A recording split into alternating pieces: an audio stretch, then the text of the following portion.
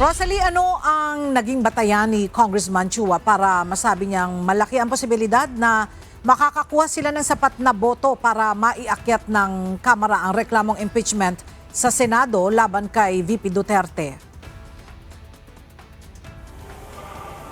Ella, tinukoy ng House Justice Panel na may sufficient grounds o may sapat na batayan para ituloy yung proseso ng impeachment sa dalawang reklamo laban kay Vice President Sara Duterte nang walang pagtutol o objection. Nung pagbotohan naman ng House Panel yung sufficiency in form and substance ng dalawang reklamo, nakakuha rin ng overwhelming support o higit pa sa kinakailangang suporta.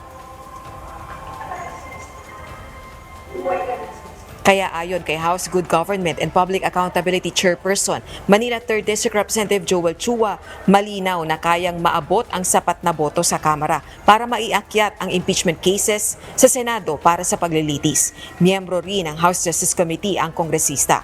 Gate naman ito, walang minamadali dahil dumadaan naman ito sa proseso. Hindi rin anya ang Kamara ang complainant sa kaso kundi ang may mandato sa impeachment process. Samantala, ayon naman sa isa sa mga abogado ni VP Duterte para sa impeachment process na si Attorney Michael Poa, hindi na ito nabigla sa desisyon ng House Justice Committee nang ideklarang may sufficient grounds para sa impeachment. Pero naninindigan itong walang batayan at nakasalig sa haka-haka yung mga reklamong impeachment laban sa Vice Presidente. Yan muna ang latest live mula rito sa Kamara. Balik sa iyo, Ella. Maraming salamat, Rosalie Coz.